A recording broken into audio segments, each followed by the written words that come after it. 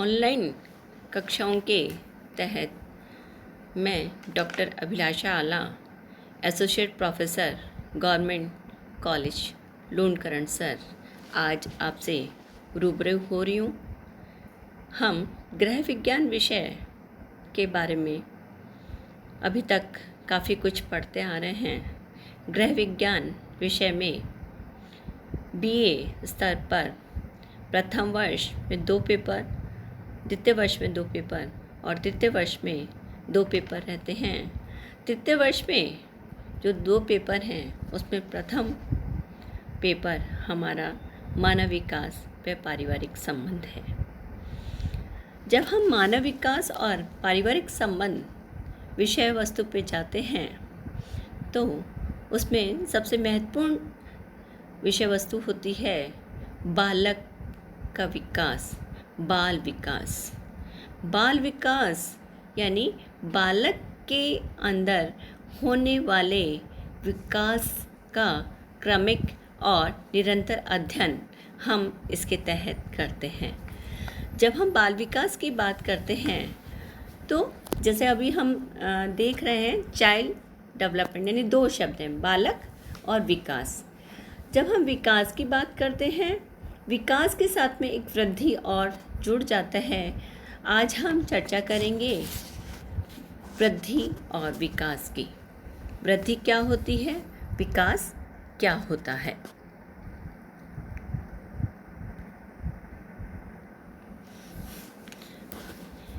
जब भी बालकों में विकास का एक क्रमिक अनवरत चक्र चलता है, यानी कोई भी बालक जब विकास के सोपान पे आगे की तरफ बढ़ता है तो क्रमशः धीरे धीरे वो सामान्य से विशिष्ट की ओर बढ़ता है और वो एक विकास के सोपान को प्राप्त करता है।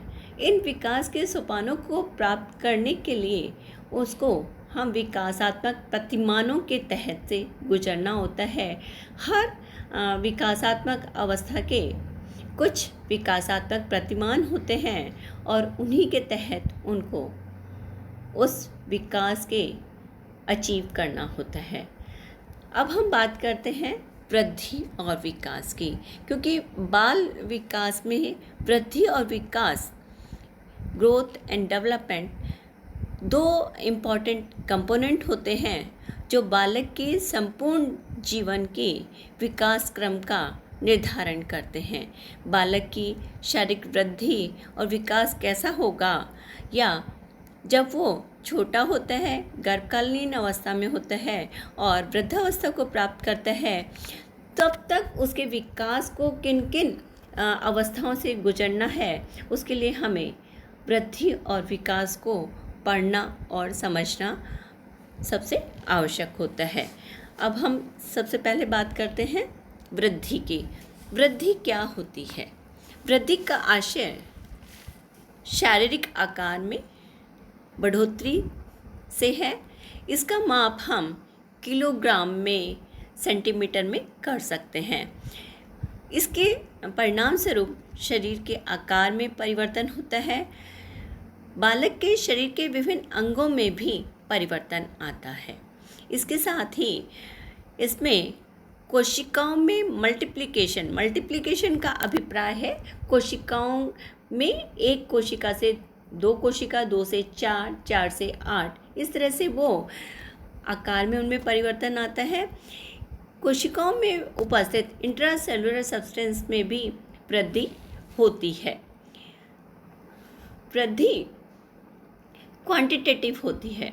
एक चीज़ होती है क्वालिटेटिव और दूसरा होता है क्वांटिटेटिव। विकास जो है वो क्वालिटेटिव होता है, जबकि वृद्धि जो होती है क्वांटिटेटिव। क्वांटिटेटिव का अभिप्राय है मात्रात्मक। उसको हम, जैसे मैंने अभी बताया कि उसको हम माप सकते हैं। जैसे आकार में वृद्धि हमें बाहर दिखाई देती है। जैसे कोई बच्चा है, उसकी हाइट बढ़ रही है तो वो हम उसको सेंटीमीटर में माप सकते हैं। उसके बॉडी का वेट बढ़ रहा है, उसको हम नाप सकते हैं। इसी तरह से जो शरीर के दूसरे अंग हैं, जैसे हार्ट है, लंग्स हैं, पेट का आकार है वो भी शरीर की आवश्यकताओं के अनुसार जो भी परिवर्तन आता है, और वो सारे के सारे परिवर्तन क्या होते हैं, आनुपातिक होते हैं। तो उन परिवर्तनों को वो सारे के सारे दृष्टिगोचर होते हैं, और जैसे जैसे बच्चे में सीखने, याद रखने और तर्क करने की क्षमता का विकास होता जाता है, वैसे वैसे उसमें वृद्धि भी बढ़ती जाती है। तो वृद्धि जो होती है बालक विकास की प्रक्रिया में सबसे महत्वपूर्ण होती है। दूसरी जब हम बात कर रहे हैं विकास की, विकास क्या है, अभी आप देख रहे हैं स्लाइड पे, it is the process of functional and physiological maturation of individual. यानी क्या है, कोई भी व्यक्ति उसके शारीरिक परिपक्वता के साथ में कार्यात्मक परिवर्तन किसी व्यक्ति के अंदर होते हैं, उसको हम कहते हैं विकास। इसके साथ में ही उसकी कौशल या उसके सीखने की स्किल्स में और काम करने की कैपेसिटी में जो चेंजेस आते हैं वो विकास के कारण से आते हैं। जैसे हरलॉक ने कहा था कि विकास का अर्थ गुणात्मक परिवर्तनों से है। ये अभिवृद्धि तक सीमित नहीं होता, बल्कि परिवर्तनों की एक श्रृंखला है जो व्यक्ति को परिपक्वता की ओर लेकर जाती है। यानी पूरी गर्भावस्था से लेकर गर्भावस्था से लेकर वृद्धावस्था तक, या कोई भी व्यक्ति वयस्क होता है तब तक लगातार विकास की प्रक्रिया चलती रहती है, और ये विकास की प्रक्रिया निरंतर चलती रहती है, कभी भी रुकती नहीं है।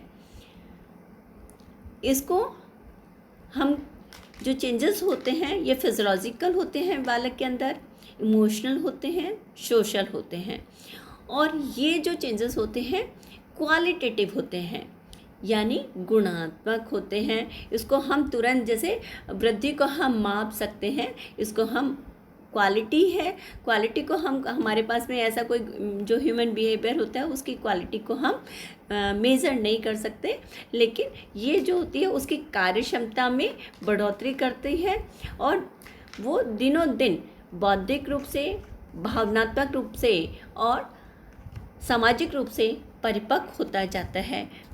वही प्रक्रिया विकास की प्रक्रिया है।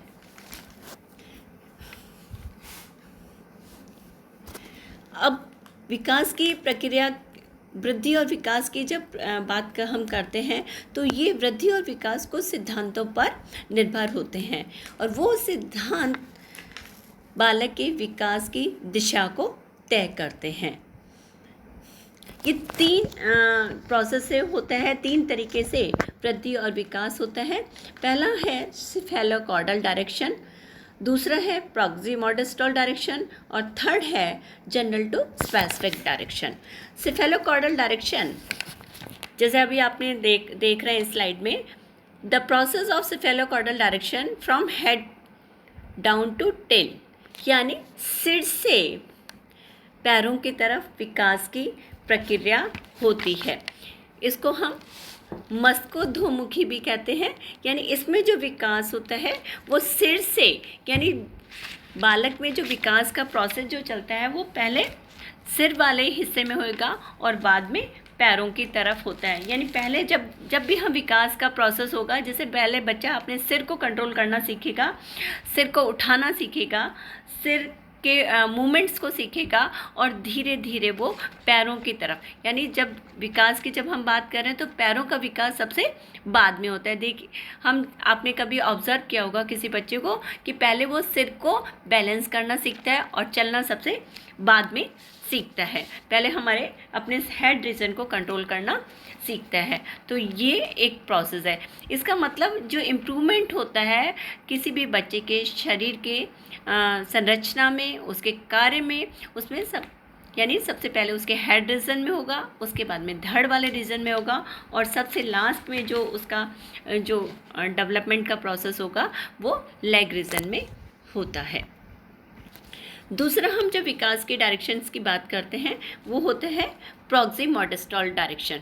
प्रॉक्सिमोडिस्टल डायरेक्शन में the process in proximodistal from centre to middle line to peripheral direction, यानी इसमें सुषुम्ना नाड़ी के आसपास के हिस्सों में पहले विकास की प्रक्रिया होगी और उसके बाद में जो है दूर वाले हिस्सों में होगी। यानी development proceed from near to far outward from central access of the body towards extremities, यानी पहले स्पाइनल कॉर्ड के आसपास वाले जो हिस्से हैं वहाँ पे विकास की प्रक्रिया होगी, वहाँ पे वो अपने बॉडी को कंट्रोल करना, उनकी फंक्शनिंग को स्टार्ट होगी। उसके बाद में जो दूर वाले एरियाज़ हैं वहाँ पे विकास का क्रम स्टार्ट होगा।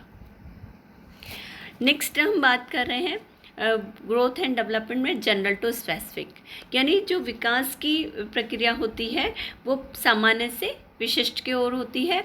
यानी जब भी बच्चे विकास और वृद्धि की प्रक्रिया के तहत से निकलते हैं तो उसमें सबसे पहले जैसे बच्चे जो इसमें मैं बता रही हूँ आपको कि children use their cognitive and language skill to reason and solve, यानी पहले अपने बच्चे संज्ञानात्मक और भाषा स्किल्स को अपनी प्रॉब्लम को सॉल्व करने में यूज़ करते हैं। नेक्स्ट है जैसे सामान्य से विशिष्ट की जब हम बात करते हैं तो बच्चा पहले कोई बड़ी वस्तु को होल्ड करना, पकड़ना सीखेगा, उसके बाद में दोनों हाथों से वो पकड़ता है और उसके बाद में यदि उसको एक हाथ से पकड़ने की कोशिश करता है पहले, क्योंकि उसको दोनों एक हाथ से वो कोई भी वस्तु है, उसके पास में कोई बॉल रखी हुई है तो उसको यदि वो पकड़ना चाहता है तो वो एक हाथ से नहीं पकड़ पाएगा। लेकिन जैसे जैसे परिपक्वता आती जाती है वैसे वैसे वो एक हाथ से पकड़ना शुरू करेगा। इसी तरह से जो दो तरह का हमारा होता है, एक लार्ज मसल डेवलपमेंट होता है और एक फाइनर मसल्स डेवलपमेंट। जब फाइनर मसल्स डेवलपमेंट जो होता है वो बाद में होता है, पहले लार्ज मसल्स डेवलपमेंट होता है। और शुरू में बच्चा जैसे स्मॉल जो चीज़ें होती हैं वो बहुत कम उठा पाता है। जैसे यदि उनको मटर का दाना दे दिया जाए तो वो बहुत उठा लेगा, लेकिन थोड़े मुश्किल से, लेकिन यदि कोई बड़ी वस्तु दे दी जाती है तो वो आराम से उठा लेते हैं।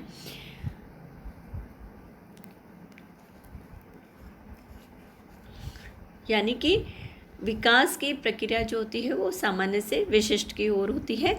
इसी क्रम में कल हम अगला हमारा जो चैप्टर होगा, जो इस विषय का सबसे फर्स्ट चैप्टर है, बाल विकास किसे कहते हैं, बाल विकास की परिभाषाएं, उसका अभिप्राय और बाल विकास क्यों महत्वपूर्ण है, इसके बारे में अध्ययन करेंगे। धन्यवाद।